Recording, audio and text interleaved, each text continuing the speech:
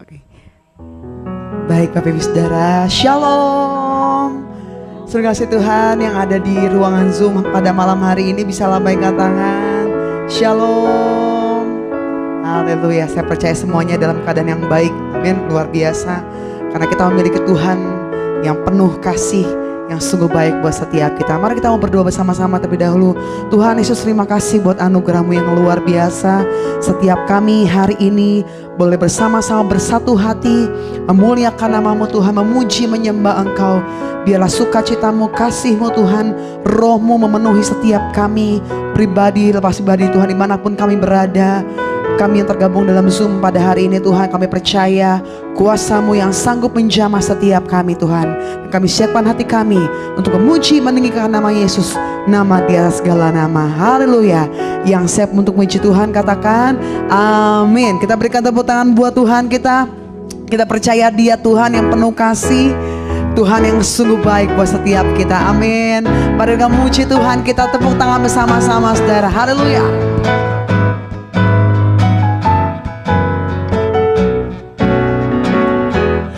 Begitu besar kasih telah tercurah bagi dunia, karya-Mu, kasih-Mu yang termulia,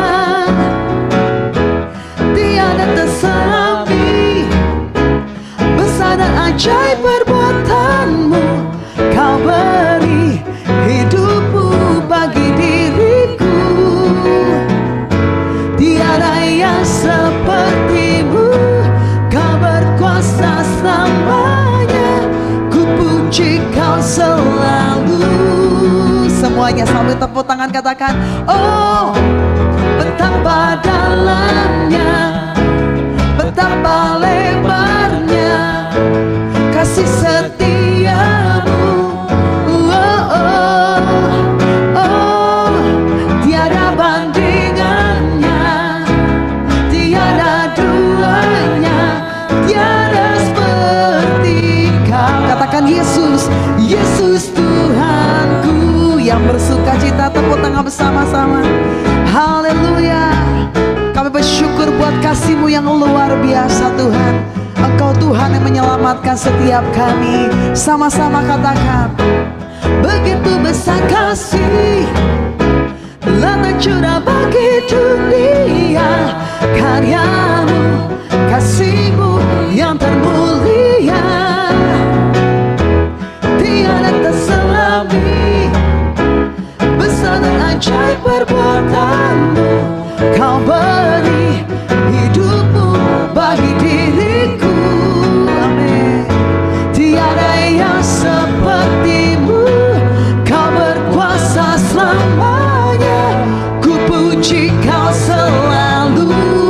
Semuanya nyatakan, oh betapa dalamnya, betapa lebarnya kasih setia-Mu. Oh, oh, oh, tiada bandingannya, tiada duanya, tiada seperti Kau. Yesus Tuhanku, anugerah-Mu selalu baru, tiada berkesudahan. Sambil angkat tangan katakan, oh betapa dalam, betapa lebarnya, betapa lebarnya, amin, kasih setia-Mu.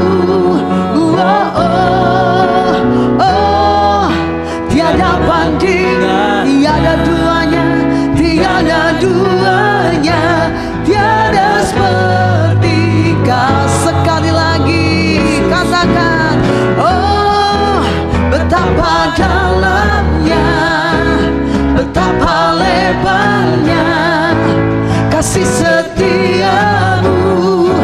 Oh, oh, oh, tiada bandingannya, tiada duanya, tiada seperti Kau. Yesus, Yesus Tuhanku. Oh, oh, oh, oh, oh,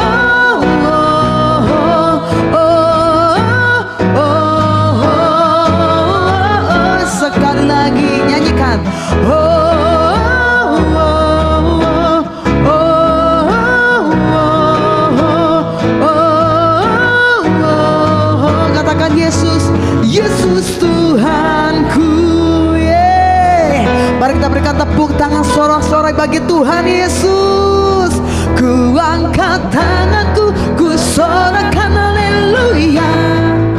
Namamu berkuasa, surga bumi nyatakan. Ku angkat tanganku, nyatakan kau hebat. Tuhan yang berkuasa, berkuasa selamanya. Yang bersuka cita sorakan haleluya, amin. Tepuk tangan bersama-sama. Engkaulah sumber kekuatan setiap kami Tuhan. Nyatakan, Yesus kau kekuatan di hidupku. Takkan gentar langkahku. Kau angkat tangan kami Tuhan. Kau angkat tanganku di saat ku jatuh. Kaulah sumber kuatku. Dengan iman katakan saudara, lembah yang gelap kan ku lewati, sebab Engkau sertaku. Dengan imanku Tuhan, dengan imanku ku diselamatkan. Oleh karena siapa saudara? Oleh kuasa Yesusku. Mari angkat tanganmu.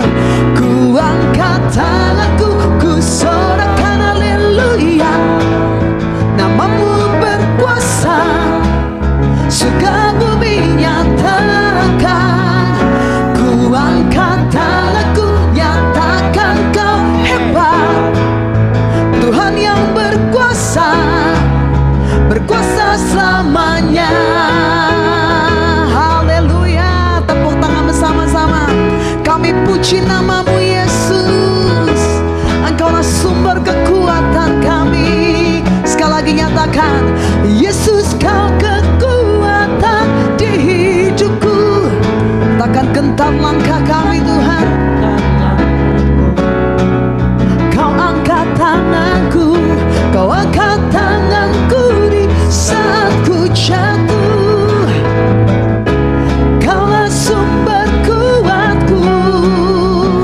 Katakan, lembah yang kelam, lembah yang kelam kan ku lewati, sebab Engkau sertaku. Dengan imanku, dengan imanku ku diselamatkan. Oleh kuasa namamu Tuhan Yesusku. Katakan, ku angkat tanganku, ku sorakan haleluya. Namamu berkuasa, surga bumi nyatakan. Ku angkat tanganku, nyatakan kau hebat, amin. Tuhan yang berkuasa, berkuasa selamanya. Sekali lagi katakan, ku angkat tanganku, ku sorakan haleluya. Namamu berkuasa, surga bumi nyatakan. Ku angkat tanganku, Dia Tuhan yang hebat, amin. Tuhan yang berkuasa, berkuasa selamanya.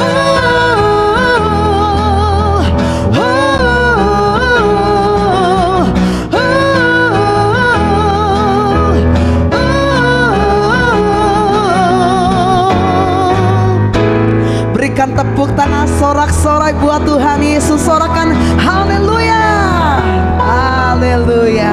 Kita percaya Dialah sumber kekuatan kita, amin. Haleluya. Kami mau datang menyembah Engkau lebih lagi Tuhan. Dimanapun kami berada, biarlah pujian penyembahan terus kami naikkan di hadirat-Mu. Karena kami percaya ada kuasa yang Tuhan nyatakan di atas pujian penyembahan umat-Mu malam hari ini Tuhan. Kami bawa syukur kami di hadapan Engkau. Terima kasih buat penyertaan-Mu sampai pada hari ini Tuhan. Terima kasih buat kasih-Mu, buat karya penyelamatan-Mu dalam hidup kami Tuhan Yesus.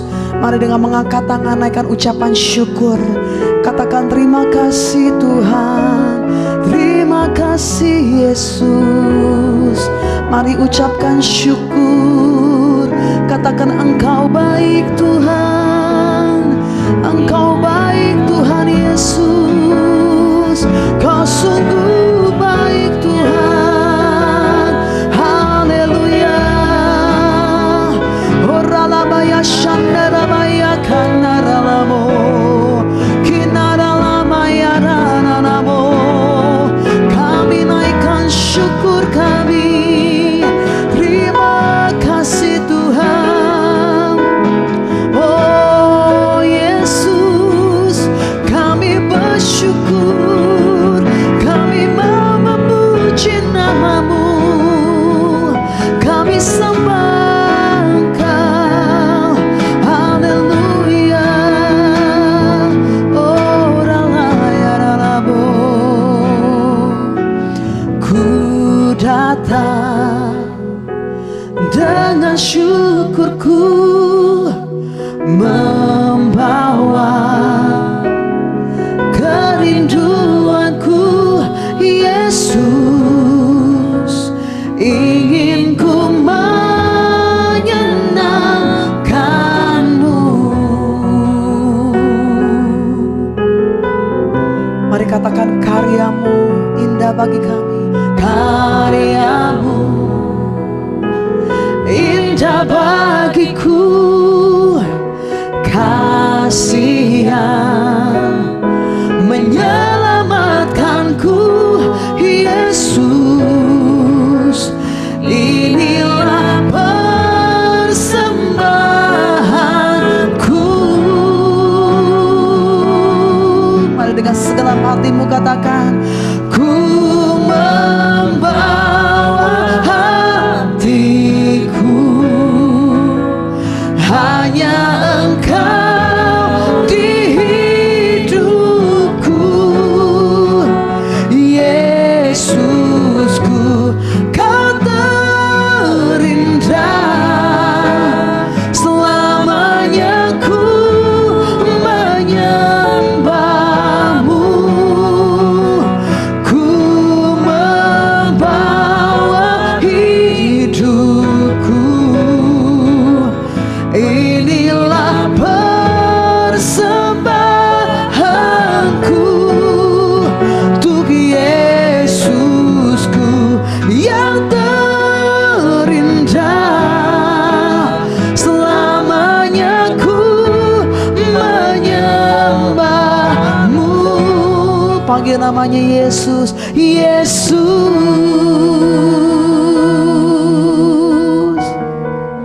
Haleluya. Kami bawa hati kami yang menyembah di hadapan Engkau Tuhan. Mari sama-sama katakan, ku datang dengan syukurku, membawa kerinduanku. Yesus, ingin ku menyenangkan-Mu. Terima kasih buat karya-Mu Tuhan. Karya-Mu indah bagiku, kasih yang menyelamatkanku. Yesus, inilah persembahanku.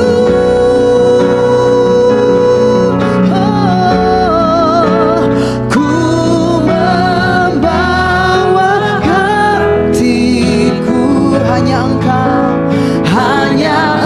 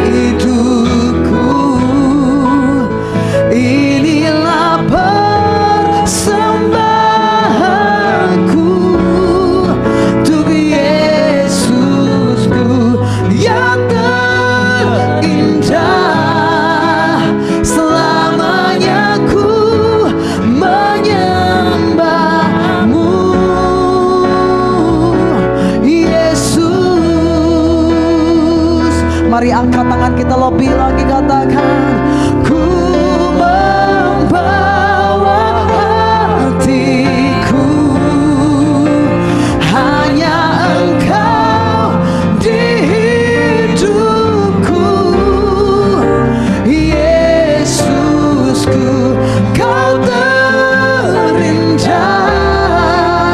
Selamanya ku menyembahmu, ku membawa hidupku. Inilah persembahanku untuk Yesusku yang terindah. Selamanya ku menyembahmu, Yesus, Yesus. Mari sembah Dia, haleluya. Kami menyembahmu Tuhan, kami puji namamu Yesus. Engkau Tuhan yang setia, tiada Tuhan sepertimu Yesus. Biarlah mulut kami penuh dengan pujian, memuliakan namamu, meninggikan namamu Yesus. Mari angkat hatimu, angkat suaramu, sembah Dia. Oh ralabaya shanda ya ralalamo, hinaralabaya she. Engkau yang layak terima pujian hormat kami Tuhan. Selama-lamanya kami mau memujimu, kami mau menyembahmu Tuhan. Oh ralaya she, kinaramo, hinaralamaya raya se, hianaramaya ralamo, shikiri yaralama kani yaralamo, riaralama. Oh penuhi setiap kami dengan kasih-Mu Tuhan. Hiribiria sandaraya sekeri yaralamo, oh ralabaya shandarabaya takana ralamo, ralalabaya ralabalabalabalaba. Oh kasih-Mu yang ajaib memenuhi setiap kami Tuhan malam hari ini. Oh ralalabaya shandarabaya ralabalabalabalabalabalaba. Penuhi kami lebih lagi dalam hadirat-Mu Tuhan. Oh kami mau memuji namamu, menyembahmu Yesus Tuhan. Oh muliakan namamu Yesus, hinaramu. Oh terpujilah namamu Yesus, terpujilah Tuhan Yesus. Ditinggikan di atas pujian, dari dalam lubuk hatiku ku sujud dan berterima kasih. Terpujilah Tuhan Yesus, ditinggikan di atas pujian, dari dalam lubuk hatiku ku sujud dan berterima kasih. Mari lebih lagi dengan segenap hatimu katakan, terpujilah Tuhan Yesus, ditinggikan di atas pujian. Oh, dari dalam lubuk hatiku ku sujud dan berterima. Sekali lagi nyatakan, terpujilah Tuhan Yesus. Kami tinggikan di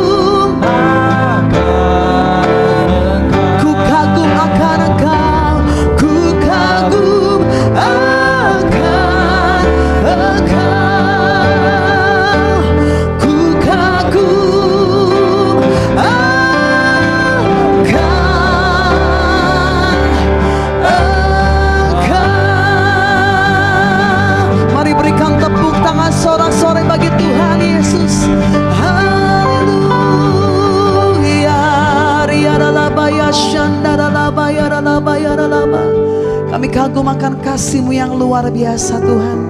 Biar terus kasih-Mu memenuhi setiap kami, pribadi lepas pribadi Tuhan, dimanapun kami berada saat ini Tuhan.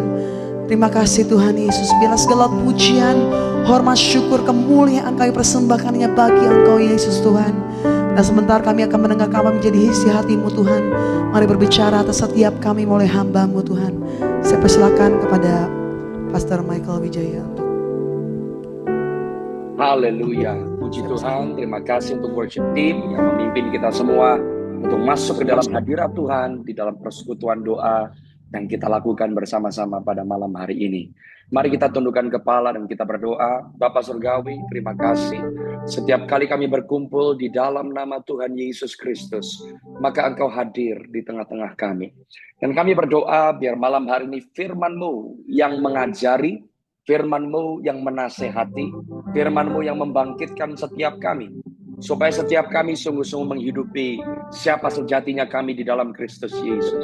Bapak, aku berdoa biar roh hikmat, roh wahyu, roh pengenalan yang benar akan Tuhan diberikan kepada setiap kami yang mendengarkan firman pada malam hari ini. Roh Kudus yang memampukan kami supaya kami melangkah, supaya tidak ada satu menit pun di dalam kehidupan kami yang terbuang dengan sia-sia. Terima kasih bahwa Engkau telah memilih setiap kami.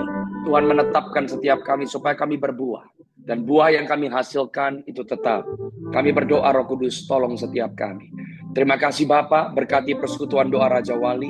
Aku berdoa biar komunitas ini bukan hanya menjadi komunitas di mana orang terbiasa untuk mendengarkan khotbah, bahkan terbiasa didoakan oleh pendeta-pendeta.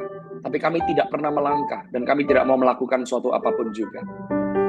Kami nggak mau jadi orang percaya yang skeptis dan pesimis Tuhan. Tapi jadikan kami orang-orang percaya yang aktif, yang menghidupi iman yang kami percayai. Terima kasih sebab Roh Kudus yang memampukan setiap kami, kuasa yang tidak terbatas ada di dalam kami. Sebab Roh Kudus-Mu telah diberikan supaya setiap kami boleh hidup, berjalan, bekerja sama dengan Tuhan. Dan kami percaya Tuhan, di hari-hari ke depan, di tengah-tengah keadaan zaman yang semakin hari semakin tidak menentu, Tuhan memberikan kepada kami pengharapan yang bukan hanya membuat kami bertahan, tapi kehidupan yang kami hidupi, sungguh-sungguh kehidupan yang berkemenangan. Terima kasih Tuhan untuk malam hari ini, telinga kami terbuka untuk mendengar, mata kami terbuka untuk melihat, hati kami terbuka untuk menangkap dan pikiran kami terbuka, untuk memahami apa yang Roh Kudus mau jelaskan kepada kami lewat kebenaran firman-Mu. Terpuji nama-Mu dari kekal sampai kekal selama-lamanya. Di dalam nama Tuhan Yesus Kristus, semua yang siap untuk menerima kebenaran firman, mari sama-sama katakan, amin. Puji Tuhan. Saudara, terima kasih untuk kesempatan yang sekali lagi diberikan untuk saya boleh melayani di persekutuan doa Raja Wali secara online pada malam hari ini. Saya mengajak saudara semua membuka Alkitab kita dari Yohanes pasal yang ke-21, ayat yang ke-15 dan selanjutnya. Sebelum saya akan membawa saudara semua ke Daniel pasal yang pertama, dan saya memberikan judul kepada khotbah saya pada malam hari ini, bagaimana saudara dan saya bisa berjalan di dalam kuasa kemuliaan Tuhan, dan akhirnya saudara dan saya tetap bisa berkembang di tengah-tengah pembuangan. Okay? How to thrive in the midst of captivity. Bagaimana saudara dan saya bisa tetap berbuah. Bagaimana saudara dan saya tetap bisa berkarya. Bagaimana saudara dan saya tetap bisa menjadi yang Tuhan kehendaki di tengah-tengah keadaan yang tidak nyaman. Kedewasaan rohani dan roh yang excellent di dalam kehidupan orang percaya seringkali dibentuk oleh Tuhan di tengah-tengah keadaan yang tidak excellent. Nah, kita akan lihat sama-sama apa yang menjadi target dan goal Tuhan Yesus bagi setiap umatnya. Saudara perhatikan di Yohanes 21 ayat yang ke-15, di beberapa minggu ini ada sebuah film yang mulai muncul di bioskop, yaitu adalah film The Last Supper. Kalau saudara perhatikan film The Last Supper, film The Last Supper itu menceritakan dan memberikan sorotan kepada dua tokoh yang adalah murid Tuhan Yesus. Yang pertama adalah Petrus, dan yang kedua adalah Yudas Iskariot. Saudara dan saya pasti tahu bahwa Yudas Iskariot berakhir kandas di dalam perjalanan imannya. Sedangkan Petrus, di tengah-tengah kejatuhan dan kelemahannya, Petrus kembali bangkit. Petrus kembali naik. Saudara dan saya harus sadar bahwa Yudas Iskariot itu menyangkali Tuhan Yesus dengan menyerahkan Yesus 1 kali. Tapi Petrus menyangkal Tuhan Yesus 3 kali. Yang membuat Yudas Iskariot kandas bukan karena Yudas Iskariot dibuang oleh Tuhan. Tapi Yudas Iskariot kandas karena dia memilih untuk menghentikan atau mematikan dirinya sendiri. Waktu Tuhan belum selesai bekerja di dalam kehidupan Yudas Iskariot. Petrus berbeda. Petrus tidak mengakhiri kehidupannya, tapi Petrus merendahkan hatinya untuk bangkit di tengah-tengah titik yang paling rendah yang dialami oleh Petrus. Tuhan seringkali belum selesai bekerja di dalam kehidupan orang percaya, dan seringkali orang percaya mati di tengah jalan karena orang percaya mematikan dirinya. Kegagalan yang dialami oleh Yudas Iskariot bukan karena dibuang oleh Yesus, tapi dia membuang dirinya. Di tengah-tengah kejatuhan Petrus, waktu Tuhan muncul, nanti kita akan lihat di Yohanes 21, titik terendah Petrus menjadi titik awal kebangkitan Petrus. Dan yang paling luar biasa, yang saya rindu saudara ketahui, kalau orang percaya seringkali kita hanya berdoa kepada Tuhan, Tuhan Yesus berkata kepada Petrus, Petrus, iblis mau menampi engkau, tapi aku telah berdoa untuk kamu. Orang percaya berdoa kepada Tuhan Yesus itu biasa. Tapi jika Tuhan yang berdoa bagi saudara dan saya, itu luar biasa. Siapa yang didoakan oleh Tuhan Yesus? Murid. Murid yang dijadikan sama seperti dia. Murid yang dibawa kepada perjalanan supaya menjadi sama seperti gurunya. Karena hanya murid yang diperuntukkan untuk menjadi sama seperti gurunya. Jika saudara dan saya hanya jadi orang Kristen yang datang ke gereja karena kita mau mendengarkan khotbah, bahkan kita datang dengan mentalitas kita mau dilayani, kita tidak akan pernah menjadi sama seperti Yesus. Sebab pemuritan bukan apa yang kita terima, pemuritan bicara tentang apa yang kita bisa berikan. Murid Kristus dinilai bukan karena apa yang kita terima dari Tuhan. Berkat, pertolongan, kesehatan, kesembuhan, itu bukan karena kita, karena Tuhan Yesus baik. Dia menyembuhkan yang sakit, dia menolong yang perlu pertolongan, dia melepaskan yang terbelenggu, dan itu tersedia bagi semua orang. Saudara dan saya hanya perlu jadi manusia. Kalau kita bukan binatang, maka Yesus Kristus datang ke dunia untuk manusia. Seorang murid Kristus tidak dinilai karena apa yang kita terima dari Tuhan. Saudara bisa jadi orang yang paling diberkati, tapi kita tetap masih ada di dalam neraka. Saudara bisa menjadi orang yang disembuhkan, dilawat, ditolong, dimerdekakan, tapi tetap bisa ada di dalam neraka. Saudara dan saya bisa dikaruniai dan tetap berakhir di dalam neraka. Karena karunia adalah pemberian. Sama seperti keselamatan saudara dan saya adalah pemberian. Bukan karena upah kebaikan kita. Orang berkarunia bisa tetap ada di dalam neraka. Tapi orang yang memiliki karakter Kristus tidak mungkin ada di dalam neraka. Jadi saudara dan saya dinilai sebagai orang percaya bukan karena kenapa kamu Kristen? Karena Tuhan berkenan kepada saya. Karena saya diberkati. Karena saya sehat. Saya sakit sembuh. Saya butuh pertolongan, saya ditolong. Saudara dan saya ditolong karena kita manusia. Kalau saudara dan saya dinilai sebagai murid, yang harus ditanya, apa yang saudara bisa kontribusikan kepada kerajaan Allah? Apa yang saudara bisa berikan kepada Yesus? Oleh sebab itu, jika orang percaya enggan melayani, Anda hanya dengar khotbah, Anda hanya dilayani, Anda hanya terima, tapi tidak pernah memberi, harus dipertanyakan saudara dan saya pada hakikatnya murid atau bukan. Karena kalau murid, Anda harus bergerak. Saudara bisa haleluya, haleluya, haleluya. Anda bisa terima firman setiap hari Minggu. Tapi iman tidak pernah bisa termanifestasi tanpa langkah yang menyertai kebenaran yang Anda terima. Benih firman yang sudah ditaburkan di dalam kehidupan saudara dan saya. Saya harap saudara mengerti. Oleh sebab itu perhatikan Yohanes 21 ayat yang ke-15. Sesudah sarapan, Yesus berkata kepada Simon Petrus, Simon anak Yohanes, apakah engkau mengasihi aku lebih dari mereka ini? Jawab Petrus kepadanya, benar Tuhan, engkau tahu bahwa aku mengasihi engkau. Kata Yesus kepadanya, peliharalah anak dombaku. Tuhan Yesus tidak bertanya kepada Petrus di tengah-tengah keadaan yang paling rendah, titik rendah yang dialami oleh Petrus. Karena Petrus sudah menyangkal Yesus 3 kali, dia berusaha kembali ke profesinya yang lama.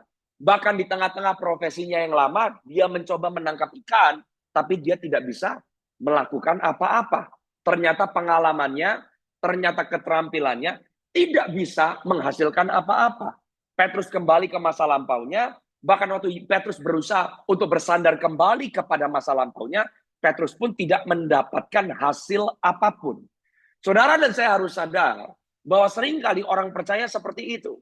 Kalau saudara dan saya tidak pernah beranjak dewasa dan menjadi seperti murid, saudara dan saya akan selalu gampang kembali ke masa lalu. Kembali ke tabiat lama. Karena kita kecewa dengan diri kita sendiri. Kecewa dengan pendeta. Kecewa dengan gereja. Kalau orang percaya tidak beranjak kepada kedewasaan, maka iman kita selalu dikondisikan dengan keadaan kita. Tapi semakin saudara dan saya dewasa, Anda maju dan bukan mundur ke belakang. Waktu Petrus ada di titik terendah Petrus, Tuhan tidak bertanya kepada Petrus, Petrus, Simon, anak Yohanes, apakah kamu tahu bahwa aku mengasihi kamu? Pertanyaannya tidak seperti itu. Pertanyaannya adalah, Simon, anak Yohanes, apakah kamu mengasihi aku? Bukan, apakah kamu tahu bahwa aku mengasihi kamu? Saudara dan saya, kalau kita mau menjadi murid Kristus, pertanyaan yang harus kita tanya kepada diri kita, bukan apakah Tuhan masih peduli dengan saya, apakah Tuhan masih mendengarkan saya, apakah Tuhan masih berkenan dengan saya. Pertanyaannya adalah, apakah saudara mengasihi Yesus? Kalau saudara berkata kamu mengasihi Yesus, kasih setiap orang percaya kepada Yesus harus bisa diukur. Kalau saudara dan saya berkata, kita ke gereja, saya mengasihi Tuhan. Kenapa? Karena saya masih datang ke gereja. Orang ke gereja, benefit atau faedahnya bukan untuk Tuhan. Buat Tuhan, Anda mau datang ke gereja, Anda nggak mau datang ke gereja, Tuhan nggak terima faedah apapun. Saudara ada di dalam rumah Tuhan, saudara melayani Tuhan, itu untuk saudara, bukan untuk Tuhan. Kalau ada orang Kristen berkata, saya masih mengasihi Tuhan. Kenapa saya masih mengasihi Tuhan? Saya masih berdoa. Anda berdoa, Anda nggak berdoa, yang memerlukan doa, yang memerlukan suara Tuhan, yang memerlukan hadirat Tuhan, saudara, bukan Tuhan. Kalau saudara berkata, saya mengasihi Tuhan, saya kasih persembahan, saudara dan saya yang orang percaya dibawa menghidupi prinsip, supaya karena prinsip kerajaan, apa yang saudara dan saya taburkan, itu yang kita tuai. Apa yang saudara berikan bukan untuk Tuhan. Saudara memberi, Anda belajar menabur, Anda belajar melayani, supaya saudara dan saya bisa menghidupi prinsip kerajaan. Jadi, kalau kita berkata saya mengasihi Tuhan karena saya berdoa, saya baca Alkitab, saya gereja, saya melayani, semua faedahnya bukan untuk Tuhan, untuk kita. Jadi kalau kita mau singkirkan ke gereja, kita singkirkan berdoa, kita singkirkan baca Alkitab, kita singkirkan kasih persembahan. Sekarang tanya, kalau kita berkata kita mengasihi Tuhan, apa yang sudah kita lakukan buat Tuhan? Kemungkinan besar dan seringkali kebanyakan nggak ada. Nggak ada. Nggak ada satupun yang kita bisa lakukan untuk berkata, I am doing this because I love Jesus. Yesus berkata kepada Simon, kepada Petrus, Simon anak Yohanes, jika kamu mengasihi aku, kamu beri makan anak dombaku. Pelihara anak dombaku. Di bahasa Inggrisnya dengan jelas, feed my lamb. Kasih makan domba kecilku. Setiap orang percaya yang lahir baru, saudara dan saya diberi makan asas-asas pokok kekristenan, supaya kita belajar cara berpikir pola kerajaan surga. Sebab kekristenan bukan hanya satu pengalaman. Apa yang saudara alami harus membawa reformasi. Makanya Roma 12 ayat yang kedua berkata, janganlah menjadi serupa dengan dunia ini, tapi berubahlah oleh pembaruan budimu. Supaya saudara bisa mengetahui apa yang baik, apa yang berkenan, apa yang sempurna di hadapan Tuhan.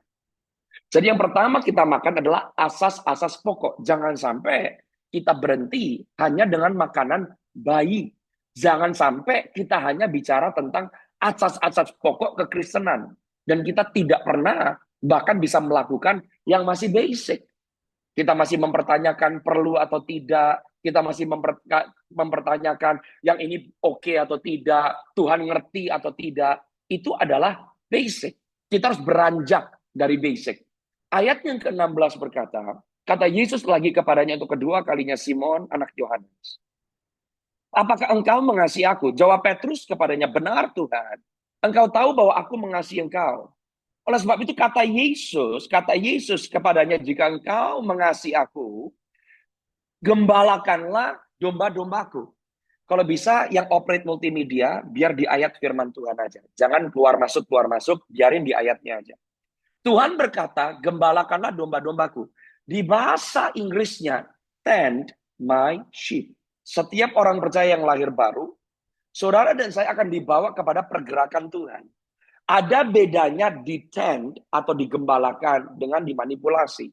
Sekarang banyak orang dimanipulasi dengan gereja. Kalau saudara hanya datang ke gereja, mau saudara tahu ngusir setan atau enggak, bisa menyembuhkan yang sakit atau enggak, saudara bisa nginjil atau enggak, Anda bisa ngajar atau enggak, Anda bisa berdiri di atas janji firman Tuhan atau enggak, Anda bisa mengikat dan melepaskan atau tidak. Yang penting datang ke gereja, jadi anggota jemaat, kasih persembahan dan perpuluhan, minggu lepas minggu, dan saudara sesekali ikut aktivitas gereja.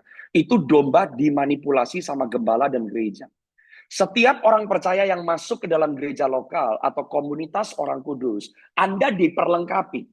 Gembalakanlah dombaku, tend my sheep. Artinya Anda diperlengkapi, Anda diisi, Anda dibangkitkan, Anda diberikan, Anda dilengkapi, Anda didorong, Anda dibawa kepada pergerakan Tuhan. Oleh sebab itu orang percaya datang ke gereja di dalam rumah Tuhan, struktur pemerintahan kerajaan Allah tidak hanya dipimpin oleh gembala. Ada rasul, ada nabi, ada penginjil, ada guru. Karunia-karunia yang berbeda-beda memperlengkapi orang percaya supaya setiap orang percaya bisa menjadi seperti Yesus. Karena saudara dan saya bukan murid orang. Kita bukan hanya sekedar murid gereja. Kita bukan sekedar anggota gereja. Kita murid Kristus. Gereja yang sehat tidak dinilai dengan berapa banyak orang yang masuk. Gereja yang sehat dinilai dengan berapa banyak orang yang keluar dari gereja tersebut karena diutus oleh gerejanya. Gereja yang sehat, gereja yang berkemenangan, gereja yang berkembang, dilihat dari jumlah orang yang diutus. Bukan dilihat dari berapa banyak orang yang berkumpul. Yang datang mengerumuni Yesus selama 3,5 tahun dia pelayanan ribuan. Tapi yang dia utus 12. Yang dia utus hanya 120 sebagai down payment di loteng atas Kisah Rasul pasal yang kedua. Ribuan mengikuti Yesus, tapi yang diutus hanya 12. Murid respon kepada perintah Yesus. Kurang lebih 500 orang mendengar, jangan kamu keluar dari Yerusalem sampai kamu menerima janji Bapa. Tapi sudah mendengar suara Tuhan. Untuk melakukan suara yang sudah didengar, itu pertanyaan yang lain. Murid bukan mendengar, orang banyak mendengar. Murid bergerak, melangkah, melakukan apa yang sudah didengar. Baru ayat yang ke-17. Di ayat yang ke-17, kata Yesus kepadanya untuk ketiga kalinya. Simon, anak Yohanes, apakah engkau mengasihi aku? Maka sedih hati Petrus, karena Yesus berkata untuk ketiga kalinya, apakah engkau mengasihi aku? Dan ia berkata kepada Yesus, Tuhan, engkau tahu segala sesuatu. Engkau tahu bahwa aku mengasihi engkau. Kata Yesus kepadanya, gembalakanlah domba-dombaku. Di bahasa Inggrisnya lebih jelas. Feed my sheep. Kalau di ayat yang ke-15, feed my lamb, kasih makan domba kecil. Sekarang di ayat yang ke-17, kasih makan domba besar. Setiap orang percaya di dalam gereja lokal, waktu Anda di dalam persekutuan orang kudus, Anda diperlengkapi supaya nggak cuma makan susu, tapi saudara makan daging. Dikasih makan, dibuat mengerti kehendak Tuhan, rencana Allah yang tidak bisa ditangkap oleh orang-orang yang masih baik. Kalau saudara dikasih makan makanan dewasa, arahnya kemana? Ayat 18. Ini adalah tujuan setiap orang Kristen. Setiap orang percaya, panggilan orang percaya, ayat 18. Aku berkata kepadamu, sesungguhnya ketika engkau masih muda, engkau mengikat pinggangmu sendiri, engkau berjalan kemana saja kau kehendaki. Tetapi jika engkau sudah menjadi tua, engkau akan mengulurkan tanganmu, dan orang lain akan mengikat engkau dan membawa engkau ke tempat yang tidak kau kehendaki. Perhatikan baik-baik. Ketika engkau masih muda, ketika kamu belum dewasa, ketika kamu masih dilatih, ketika kamu masih dimuridkan, ketika kamu masih dipersiapkan, ketika kamu baru mengenal asas-asas pokok yang menjadi kebenaran firman, kamu ikat pinggangmu sendiri, kamu berjalan kemana saja kamu mau, tetapi ciri khas orang yang dewasa rohani, kalimat yang berikutnya, engkau akan mengulurkan tanganmu. Kalau Anda mengulurkan tanganmu, berarti engkau menyerahkan perbuatan tanganmu. Engkau menyerahkan keterampilanmu. Engkau menyerahkan yang menjadi tujuan, pekerjaan, kemampuanmu selama kamu hidup. Orang Kristen yang dewasa dinilai karena Anda mengulurkan tangan, bukan Anda tarik tangan. Anda mengulurkan tangan, orang lain yang mengikat dan membawa engkau ke tempat yang tidak kau kehendaki. Orang dewasa secara lahiriah semakin independen. Orang yang dewasa secara rohani, Anda semakin bergantung kepada kehendak Tuhan. Dewasa rohani dan tujuan setiap orang percaya adalah di mana saudara dan saya tidak lagi punya pilihan, tapi kita melakukan tepat seperti yang Tuhan kehendaki. Kita diikat demi orang lain. Kita sengsara demi orang lain. Kita mau dirugikan demi orang lain. Orang percaya, orang Kristen yang dewasa, dinilai bukan karena apa yang kita bisa terima dari Tuhan. Tapi orang Kristen yang dewasa ternilai dan dinilai oleh karena apa yang kita berikan untuk orang lain. Karena itu adalah detak jantung dan isi hati Tuhan.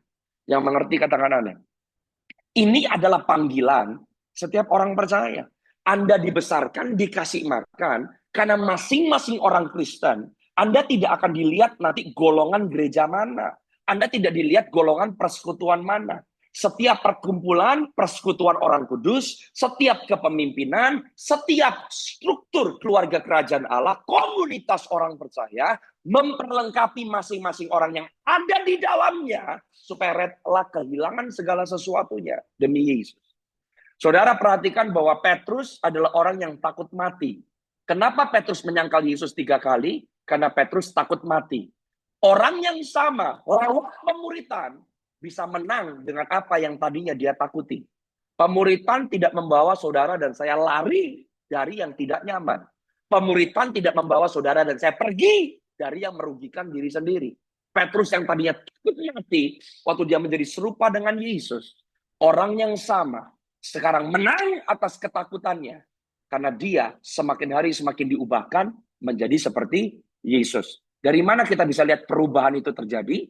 Tolong buka buat saya Kisah Para Rasul, Anda bisa lihat pasal yang keempat, Anda bisa lihat ayat yang ke-21.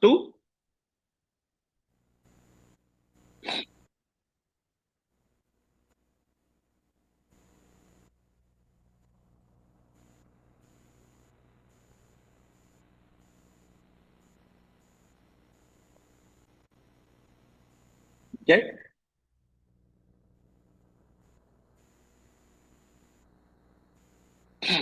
Anda bisa lihat Kisah Rasul pasal yang 4, ayat 21 dan seterusnya. Petrus dan Yohanes ditangkap. Sekarang Petrus berbeda. Mereka semakin keras mengancam rasul-rasul itu. Tetapi akhirnya melepaskan mereka juga. Sebab sidang tidak melihat jalan untuk menghukum mereka. Karena takut akan orang banyak yang memuliakan nama Allah. Berhubung dengan apa yang telah terjadi. Ayat yang selanjutnya. Sebab orang yang disembuhkan oleh mujizat itu sudah lebih dari 40 tahun umurnya. Sesudah dilepaskan, pergilah Petrus dan Yohanes kepada teman-teman mereka. Lalu mereka menceritakan segala sesuatu yang dikatakan imam-imam kepala dan tua-tua kepada mereka. Ketika teman-teman mereka mendengar hal itu, berserulah mereka bersama-sama kepada Allah. Ya Tuhan, Engkaulah yang menjadikan langit dan bumi, laut dan segala isinya. Oleh Roh Kudus dengan perantaran hamba-Mu Daud Bapa kami, Engkau telah berfirman, mengapa gusar bangsa-bangsa, mengapa suku-suku bangsa merancang persekongkolan yang sia-sia, raja-raja dunia bersiap-siap dan para pembesar berkumpul untuk melawan Tuhan yang diurapinya. Sebab sesungguhnya telah berkumpul di dalam kota ini Herodes dan Pontius Pilatus, beserta bangsa-bangsa dan suku-suku bangsa Israel melawan Yesus, hamba-Mu yang kudus yang Engkau urapi, untuk melakukan atau melaksanakan segala sesuatu yang telah Engkau tentukan terlebih dahulu oleh kuasa dan kehendak-Mu. Sekarang ya Tuhan, lihatlah ancaman-ancaman mereka. Berikanlah kepada hamba-hambamu keberanian. Oh haleluya. Untuk memberitakan firman-Mu. Lihat tuh. Ulurkanlah tangan-Mu untuk menyembuhkan orang. Adakan tanda-tanda dan mujizat-mujizat oleh nama Yesus, hamba-Mu yang kudus. Ketika mereka sedang berdoa, goyanglah tempat mereka berkumpul. Mereka semua dipenuhi dengan Roh Kudus, lalu memberitakan firman Allah dengan berani. Petrus yang sama mengalami bukan hanya transformasi, tapi Petrus yang sama mengalami reformasi. Tuhan mengulurkan tangannya, memberikan kepada murid-muridnya kuasa. Yohanes 21 berkata, ketika kamu tua, kamu akan mengulurkan tanganmu. Gereja yang dewasa adalah gereja yang mengulurkan tangannya untuk menjadi sarana agar Yesus semakin nampak di tengah-tengah dunia yang gelap. Yang mengerti katakan amin. Ini adalah kedewasaan yang dicari oleh Tuhan bagi setiap orang percaya. Orang percaya tidak dinilai karena apa yang kamu dapat dari pendetamu, apa yang kamu dapat dari pelayananmu, tapi apa yang saudara hasilkan dan berikan untuk hormat dan kemuliaan nama Tuhan. Amin.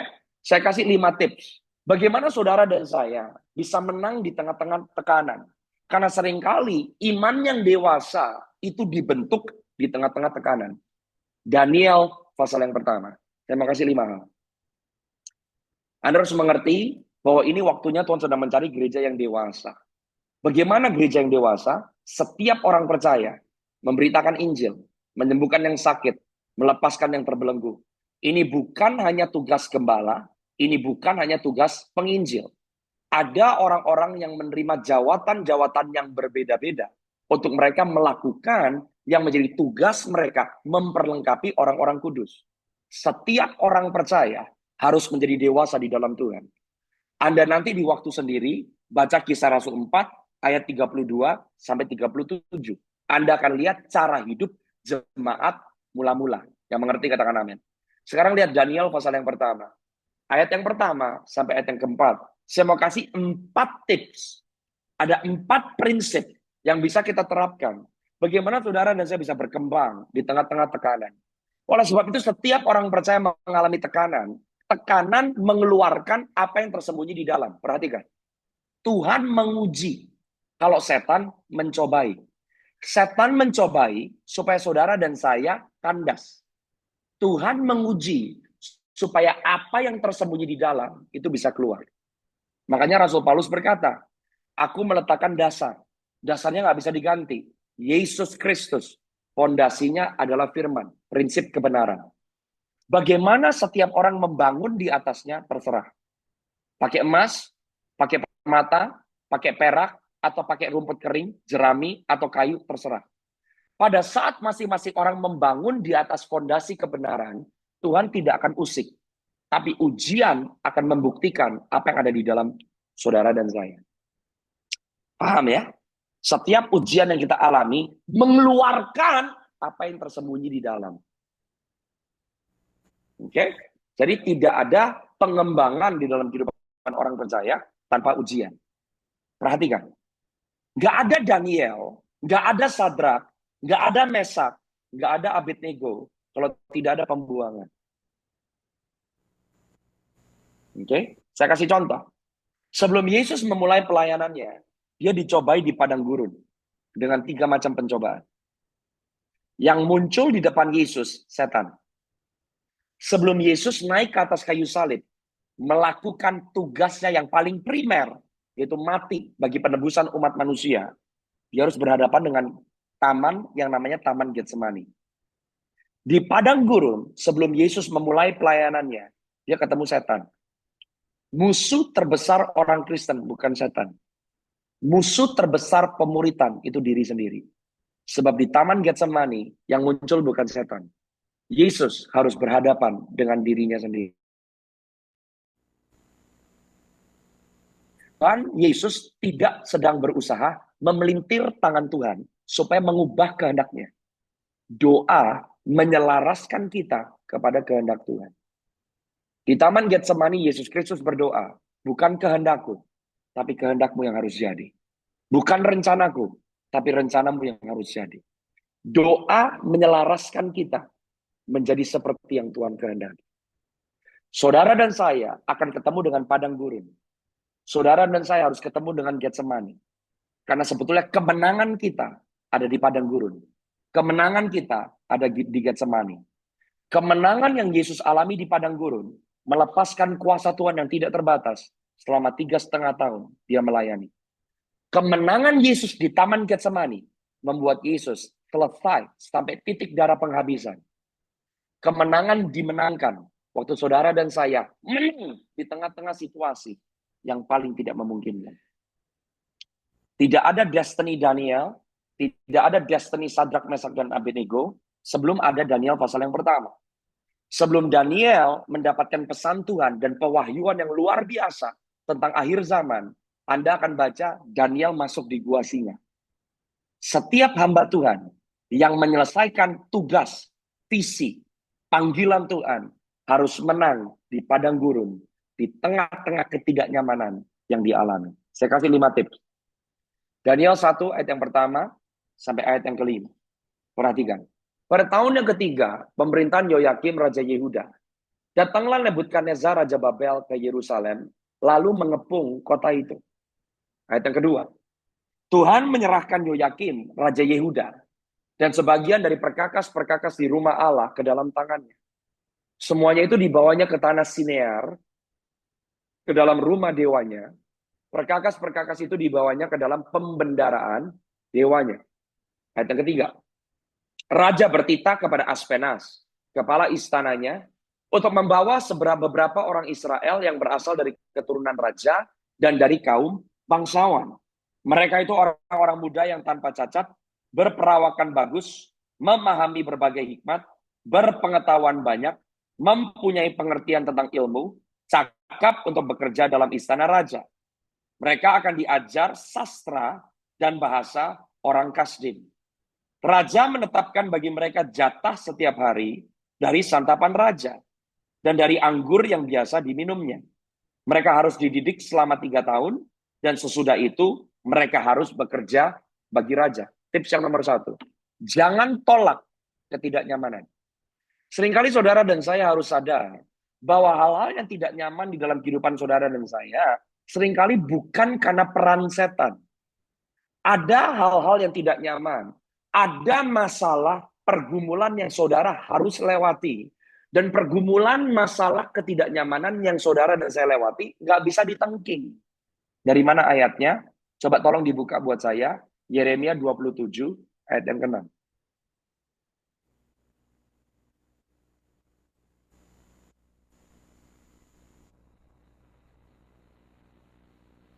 Perhatikan apa yang Tuhan katakan lewat Nabi Yeremia. Waktu orang Israel hendak dibuang ke Babel.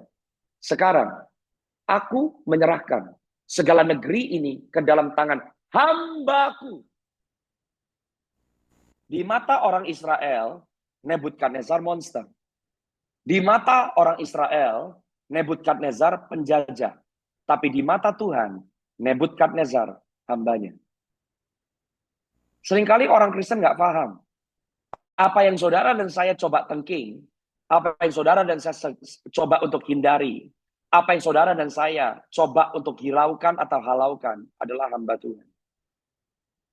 Seringkali ketidaknyamanan, di mana saudara dan saya berusaha melarikan diri. Ternyata ketidaknyamanan, musuh, orang yang paling buat hidup kita sengsara adalah hamba Tuhan. Dan jika saudara dan saya diizinkan untuk ada di dalam pembuangan, saudara nggak bisa tengking pembuangan. Saudara nggak bisa lari dari pembuangan. Karena apa yang saudara dan saya sedang hadapi adalah hamba Tuhan. Kabar baiknya adalah, jikalau masalah orang yang menentang saudara adalah hamba Tuhan, berarti musuh yang paling buruk yang saudara dan saya sedang alami atau hadapi di bawah kontrol Tuhan. Jadi orang percaya yang mau menjadi seperti Kristus, kalau saudara dan saya mau berhasil menjadi terang dan garam dunia, kalau saudara dan saya mau dibentuk menjadi orang-orang yang excellent dan berpengaruh selama kita hidup, saudara dan saya harus belajar, jangan tolak ketidaknyamanan. Tidak ada Daniel, tidak ada Sadrak, tidak ada Mesak, tidak ada Abednego, kalau tidak ada pembuangan ke Babel. Tips yang nomor 2, Coba kembali ke Daniel pasal yang pertama, ayat yang kedua. Ini kenapa saudara dan saya harus mengenali hubungan kita di dalam Tuhan itu harus seperti apa. Orang yang semakin dewasa di dalam Tuhan, Anda nggak kecanduan minta dinubuatin sama orang. Orang percaya yang dewasa, Anda mendoakan orang, bukan minta didoain terus.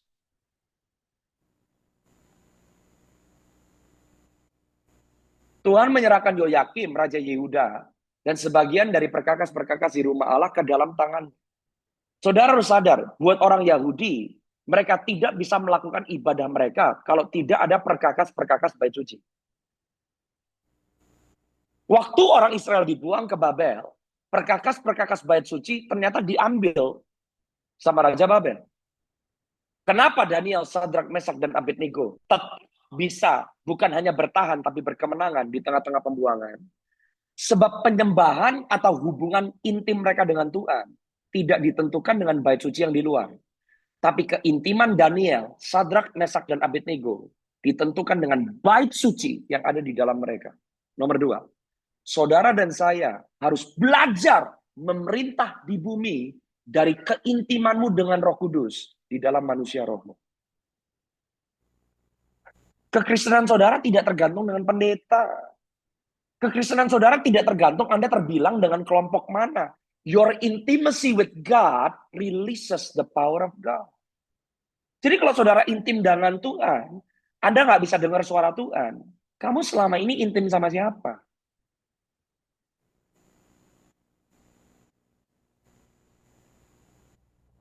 Belajar memerintah because of your intimacy with God. Oleh sebab itu kalau orang percaya masing-masing punya hubungan yang intim dengan Tuhan, Anda bisa mendengar suara Tuhan. Anda membawa nilai tambah. Saudara cari gereja bukan mencari tempat yang bisa menambahkan saudara loh. Saudara yang menggabungkan diri ke tempat di mana karena ada saudara, tempat di mana Anda bergabung dapat nilai tambah. Jadi orang percaya berkumpul disatukan karena visi. Bukan disatukan karena ini nyaman buat saya, pujian penyembahannya bagus, khotbahnya bagus, gerejanya dekat dari rumah. Makanya saudara dan saya selalu kerdil di dalam rohani. Saya kasih tips nomor 3. Gimana Anda bisa berkemenangan di tengah-tengah keadaan yang tidak nyaman? Perhatikan ayat yang ke-6 dan selanjutnya. Di antara mereka itu ada Daniel, Hanaya, Misael, Azaria. Dari Bani Yehuda, orang-orang Yehuda. Pemimpin pegawai istana memberi nama lain kepada mereka. Daniel dinamainya Belteshazzar, Hanaya dinamainya Sadrak, Misael dinamainya Mesak, Azaria dinamainya Abednego. Daniel bertekad untuk tidak menajiskan dirinya dengan santapan raja dan dengan anggur yang biasa diminum raja. Ia pun meminta kepada pemimpin pegawai istana agar diizinkan untuk tidak menajiskan diri. Daniel dikaruniai Allah kasih sayang dan kemurahan hati dari pemimpin pegawai istana itu. Tetapi pemimpin pegawai istana berkata kepada Daniel, aku takut kepada tuanku raja yang telah menetapkan makanan dan minumanmu. Bagaimana kalau ia melihat kamu tidak sesehat para pemuda lain yang sebaya dengan kamu? Karena kamu akan bisa dihukum pancung oleh raja. Kemudian Daniel berkata kepada pengawas yang telah diangkat oleh pemimpin pegawai istana untuk Daniel, Hanaya, Misael, dan Hazaria. Ayat yang ke-12. Garis bawahi kata pertama di ayat 12. Silakan uji. Adakan percobaan dengan hamba-hambamu ini selama 10 hari. Dan biarlah kami diberikan sayur untuk dimakan dan air untuk diminum. Sesudah itu bandingkanlah perawakan kami dengan perawakan para pemuda yang makan dari santapan raja. Kemudian perlakukanlah hamba-hambamu ini sesuai dengan pendapatmu. Permintaan mereka itu didengar, lalu mereka diuji selama 10 hari. Stop di situ. Poin yang nomor 3. Bagaimana saudara bisa menang? Bagaimana saudara bisa dimuridkan? Bagaimana saudara bisa hidup berkemenangan di tengah-tengah pembuangan? Nomor 3. Pilih kebenaran setiap hari. Coba balik ke ayat yang ke-8. Lihat apa yang dikatakan. Daniel menetapkan hati. Daniel berketetapan. Kata berketetapan di bahasa Ibraninya, artinya Daniel sekuat tenaga, dia perang untuk tidak menajiskan diri. Kenapa tidak makan santapan raja, tidak minum anggur raja, bisa makan oleh Daniel sebagai menajiskan diri? Kata menajiskan dipakai biasanya oleh orang-orang yang menjaga keimaman mereka. Keimaman saudara dan saya tidak ditentukan karena aktivitas. Kita bukan imam karena kita tim musik. Kita bukan imam karena kita tim doa. Kita bukan imam karena kita pengerja atau pelayan gereja. Kita imam karena setiap hari kita memutuskan untuk memilih apa yang dipilih oleh Tuhan. Dan kita menolak apa yang mencemari kebenaran kita di dalam Kristus. Waktu saya pelajari makanan raja, daging. Makanya kalau puasa Daniel tidak makan daging. Yang ditolak oleh Daniel adalah daging dan anggur. Saudara dan saya, umat perjanjian, makan daging dan minum darah Yesus. Tolak segala sesuatu yang mencemari persekutuanmu dengan Yesus. Dan ternyata yang membuat kita kuat di dalam Tuhan adalah keputusan kita setiap hari. Bagaimana kamu berdagang? Bagaimana kamu berbisnis? Bagaimana kamu menghidupi keluargamu? Putuskan dan pilih setiap hari untuk tidak menajiskan diri dengan apa yang mencemari pendirianmu di dalam kebenaran Kristus. Yang dipilih untuk dimakan oleh Daniel, Sadrak, Mesak, dan Abednego adalah sayuran dan air. Sayuran adalah tumbuh-tumbuhan yang hidup. Yang diminum oleh Daniel adalah air. Pilih firman.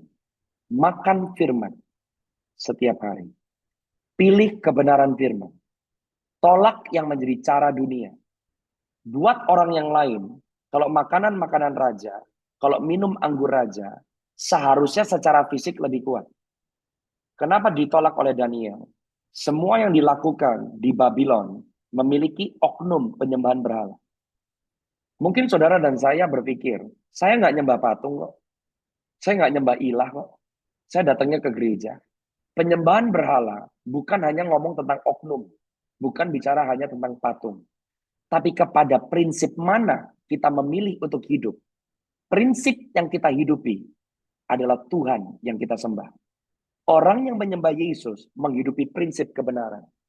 Jika cara hidup kita lebih memilih prinsip cara dagang dunia, cara berbisnis dunia, cara berkeluarga dunia, maka secara tidak langsung, saudara dan saya menyembah apa yang disembah oleh dunia.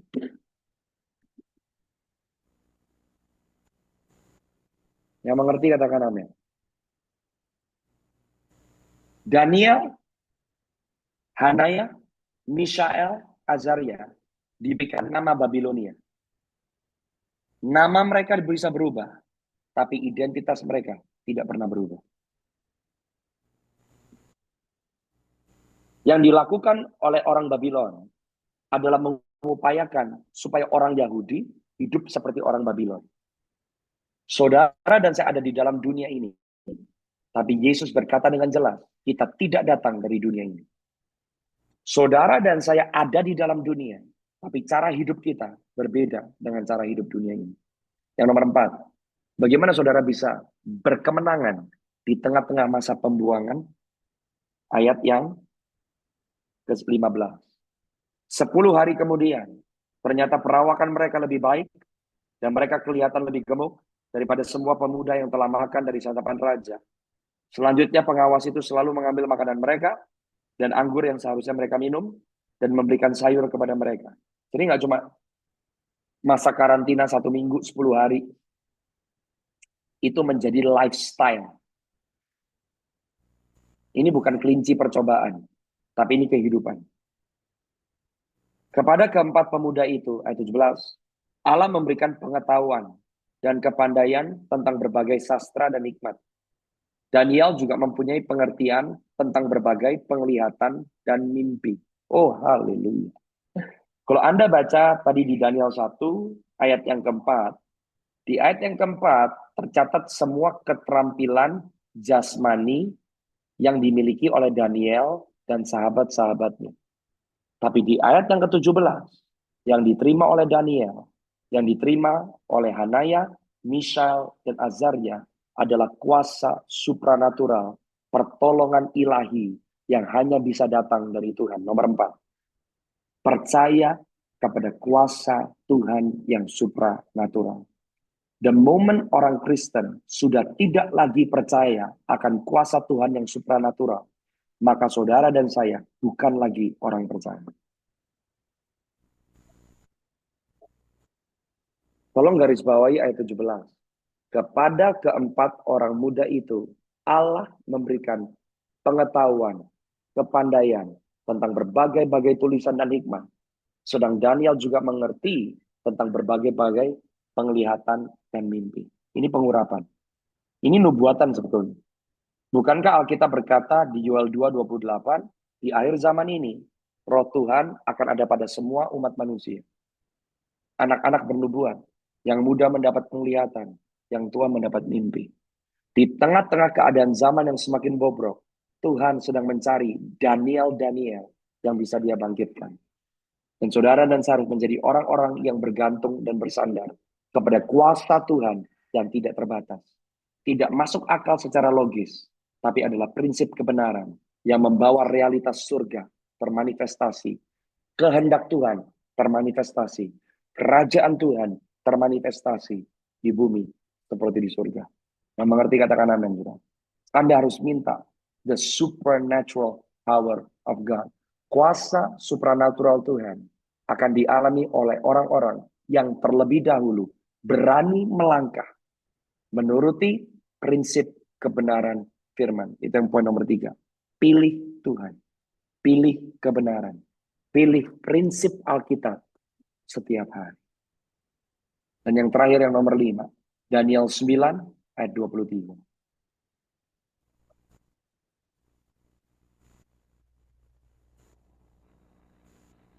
Perhatikan baik-baik. Ketika engkau mulai menyampaikan permohonan, dengan kata lain, ketika engkau mulai berdoa, lihat ya. Jadi kalau orang Kristen berdoa, yang pertama berubah bukan keadaanmu, yang berubah kamu. Doa merubah kita. Doa bukan merubah Tuhan. Doa bukan merubah keadaan atau situasi. Doa merubah pihak yang berdoa. Gabriel berkata kepada Daniel, ketika engkau mulai menyampaikan permohonan, keluar suatu firman. Orang yang berdoa dapat firman. Orang yang berdoa dapat pewahyuan. Orang yang berdoa dapat rema. Orang yang berdoa dapat janji. Orang yang berdoa dapat prinsip. Kalau saudara sudah dapat janji, dapat prinsip, dapat landasan, Gabriel berkata, maka aku datang untuk memberitahukannya kepadamu. Tiba-tiba surga manifestasi. Pertolongan ilahi manifestasi. Reinforcement dari surga manifestasi. Intervensi surga mulai Anda alami. Perhatikan kalimat selanjutnya. Sebab Daniel, engkau sangat dikasihi. Oh, haleluya. Poin yang nomor 5. Bagaimana Anda bisa berkemenangan di tengah-tengah pembuangan? Hidup bersandar kepada kasih Yesus yang sempurna. Sebab bukan karena kuat, bukan karena gagah, tapi karena roh Tuhan. Orang percaya bisa berkemenangan waktu kita mengerti dan menghidupi pengertian bahwa kita dikasihi oleh Tuhan.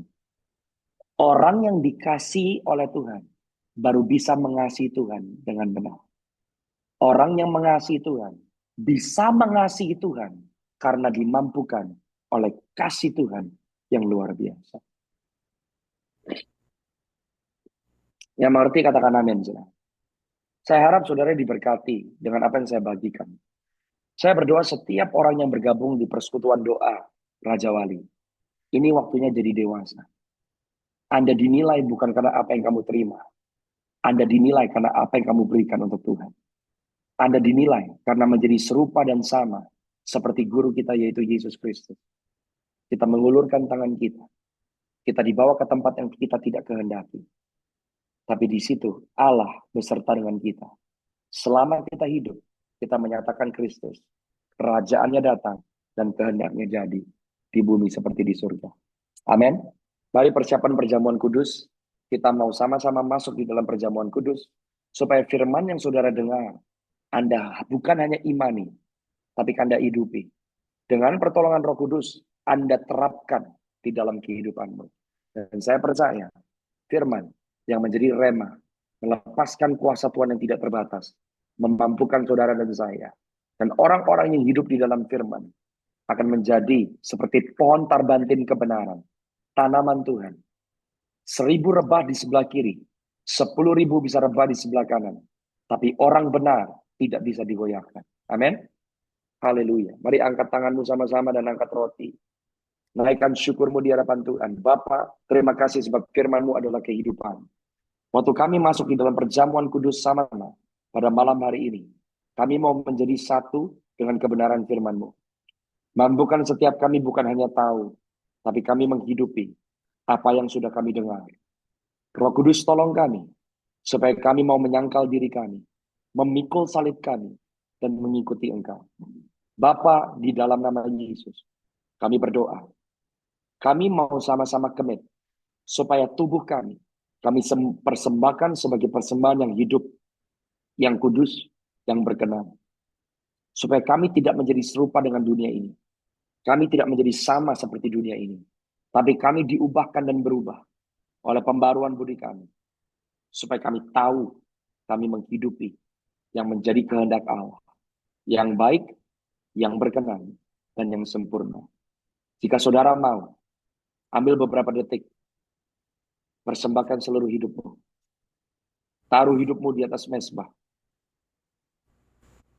Supaya kita yang semakin kecil, tapi Kristus yang semakin besar. Jika saudara mau, dengan penuh iman, dengan penuh ucapan syukur, mari kita makan bersama-sama di dalam nama Tuhan Yesus Kristus.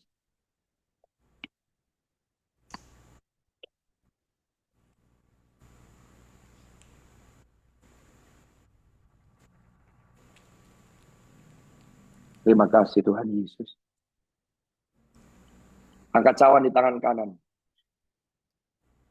Katakan masing-masing di hadapan Tuhan bahwa hidup yang kita hidupi bukan kami lagi. Tapi Kristus yang hidup di dalamku. Aba ya Bapa, aku berdoa. Setiap orang yang tergabung di persekutuan doa Raja Wali. Biar mereka diutus sebagai murid-murid Kristus yang handal. Yang melakukan mujizat seperti Tuhan kami Yesus Kristus melakukan mujizat. Sehingga di dalam setiap aspek kehidupan kami, kerajaan sorga menjadi sebuah realita yang kami hidupi. Aku berdoa, waktu kami minum anggur ini sama-sama, yang lemah dikuatkan, yang tidak berdaya dimampukan. Terima kasih Engkau tidak memperdaya kami, tapi Engkau memberdayakan setiap kami. Kalau saudara mau menjadi satu dengan Kristus, Dia tinggal di dalam saudara, dan saudara tinggal di dalam Dia. Mari minum bersama-sama, dengan penuh iman, dengan penuh ucapan syukur, di dalam nama Tuhan Yesus Kristus.